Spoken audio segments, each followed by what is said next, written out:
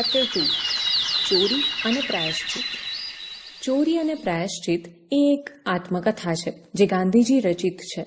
તેમનો જન્મ 2 ઓક્ટોબર 1869માં પોરબંદરમાં થયો અને મૃત્યુ 30 જાન્યુઆરી 1948માં થયું. તેમને બાપુ, રાષ્ટ્રપિતા, મહાત્મા ગાંધી નામનું બિરુદ મળ્યું છે. સત્યના પ્રયોગો એ એમની ખૂબ પ્રસિદ્ધ થયેલી આત્મકથા છે. આ પ્રસંગમાં ગાંધીજીની નિર્ભીકતા, પ્રાયશ્ચિત કરવાની પ્રામાણિકતાની દ્યોતક છે. ગાંધીજીને પહેલીવાર સત્યાચરણ અને અહિંસાનો પાઠ શીખવા મળે છે. પ્રાયશ્ચિત કેવું મોટું પરિણામ તેમના જીવનમાં લાવે છે તે આ આત્મકથામાં જણાવવામાં આવ્યું છે. મારા એક સગાની સાથે મને બીડી પીવાનો શોખ થયો. અમારી પાસે પૈસા ન મળે. બીડી પીવામાં કંઈ ફાયદો છે અગર તો તેની ગંધમાં મજા છે એવું તો બેમાંથી એકને નહોતું લાગ્યું. પણ કેવળ ધુમાડો કાઢવામાં જ કંઈક રસ છે એવું લાગેલું. મારા કાકાને બીડી પીવાની ટેવ હતી ને તેમને તથા બીજાને ધુમાડો કાઢતા જોઈ અમને પણ ફૂંકવાની ઈચ્છા થઈ. પૈસા તો ગાંઠે ન મળે એટલે કાકા બીડીના ઠૂંઠા ફેંકી દે તે ચોરવાનું અમે શરૂ કર્યું. પણ ઠૂંઠા કંઈ હર વખતે મળી ન શકે અને તેમાંથી બહુ ધુમાડોય ન નીકળે એટલે ચાકરની ગાંઠે 2-4 દોકડા હોય તેમાંથી વચ્ચે વચ્ચે એકાદ ચોરવાની ટેવ પાડીને અમે બીડી ખરીદતા થયા. પણ એને સંઘરવી ક્યાં એ સવાલ થઈ પડ્યો. વડીલોના દેખતા તો બીડી પીવાય જ નહીં એ ખબર હતી.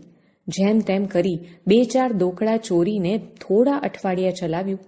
દરમિયાન સાંભળ્યું કે એક જાતના છોડ, તેનું નામ તો ભૂલી ગયો છું, તેની ડાંખડી બીડીની જેમ સળગે ને તે પી શકાય. અમે તે મેળવીને ફૂંકતા થયા પણ અમને સંતોષ ન થયો. અમારી પરાધીનતા અમને સાલવા લાગી. વડીલોની આજ્ઞા વિના કંઈ જ ન થાય એ દુઃખ થઈ પડ્યું. અમે કંટાળ્યા ને અમે તો આપઘાત કરવાનો નિશ્ચય કર્યો. પણ આપઘાત કઈ રીતે કરવો? ઝેર કોણ આપે? અમે સાંભળ્યું કે ધતુરાના ડોડવાના બી ખાઈએ તો મૃત્યુ નીપજે. અમે વગડામાં જઈ તે મેળવી આવ્યા. સંધ્યાનો સમય શોધ્યો. કેદારજીને મંદિરે દીપમાળમાં ઘી પીવડાવ્યું. દર્શન કર્યા ને એકાંત શોધી.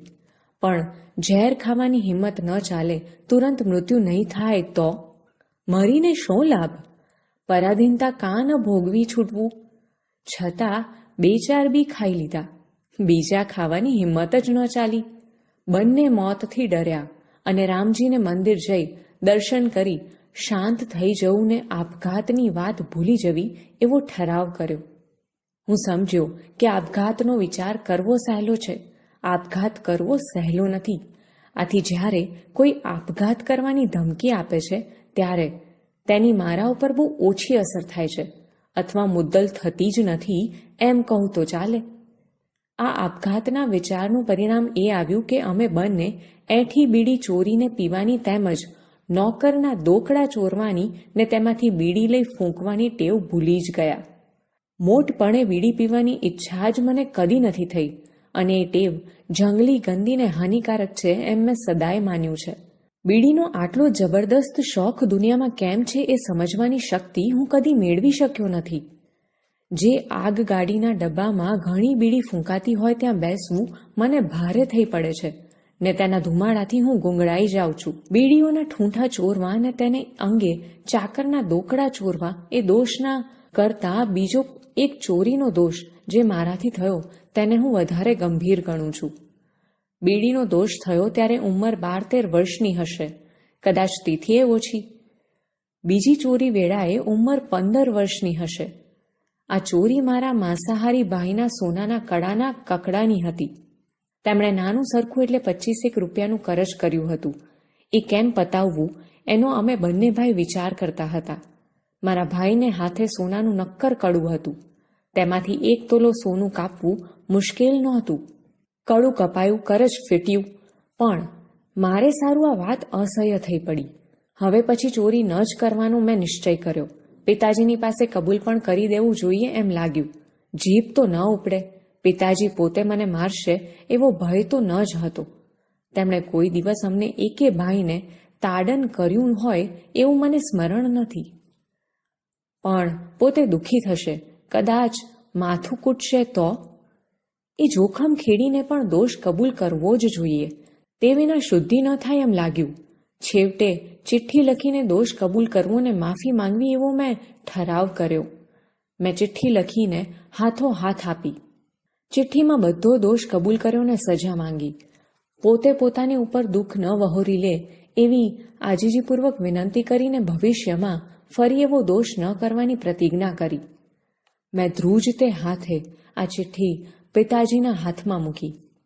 હું તેમની પાટની સામે બેઠો. આ વેળા તેમને ભગંદરનું દરદ તો હતું જ, તેથી તેઓ ખાટલાવશ હતા. ખાટલાને બદલે લાકડાની પાટ વાપરતા. તેમણે ચિઠ્ઠી વાંચી. આંખમાંથી મોતીના બિંદુ ટપક્યા. ચિઠ્ઠી ભીંજાઈ. તેમણે ક્ષણવાર આંખ મીચી ચિઠ્ઠી ફાડી નાખી ને પોતે વાંચવા સારું બેઠા થયા હતા તે પાછા સૂતા. હું પણ રડ્યો. પિતાજીનું દુઃખ સમજી શક્યો. હું ચિતારો હોઉં તો એ ચિત્ર આજે સંપૂર્ણતાએ આલેખી શકું એટલું તે આજે પણ મારી આંખ સામે તરી રહ્યું છે. એ મોતીબિંદુના પ્રેમ બાણે મને વિંધ્યો. હું શુદ્ધ થયો. એ પ્રેમ તો જેણે અનુભવ્યો હોય તે જ જાણે. રામબાણ વાગ્યારે હોય તે જાણે. મારે સારું આ અહિંસાનો પદાર્થ પાઠ હતો. તે વેળા તો મેં એમાં પિતા પ્રેમ ઉપરાંત બીજું ન જોયું, પણ આજે હું એને શુદ્ધ અહિંસાને નામે ઓળખી શકું છું. આવી અહિંસા જ્યારે વ્યાપક સ્વરૂપ પકડે ત્યારે તે પોતાના સ્પર્શથી કોને અલિપ્ત રાખે? એવી વ્યાપક અહિંસાની શક્તિનું માપ કાઢવું અશક્ય છે. આવી શાંત ક્ષમા પિતાજીના સ્વભાવથી પ્રતિકૂળ હતી. તે ક્રોધ કરશે, કટુ વચન સંભળાવશે, કદાચ માથું કૂટશે એવું મેં ધાર્યું હતું. પણ તેમણે આટલી અપાર શાંતિ જાળવી તેનું કારણ દોષની નિખાલસ કબૂલાત હતી એમ હું માનું છું. જે માણસ અધિકારી આગળ સ્વેચ્છાએ પોતાના દોષનો નિખાલસપણે ને ફરી કદી તે ન કરવાનો પ્રતિજ્ઞાપૂર્વક સ્વીકાર કરી લે છે તે શુદ્ધતમ પ્રાયશ્ચિત કરે છે. હું જાણું છું કે મારા એકરારથી પિતાજી મારે વિશે નિર્ભય થયા ને તેમનો મહાપ્રેમ વૃદ્ધિ પામ્યો.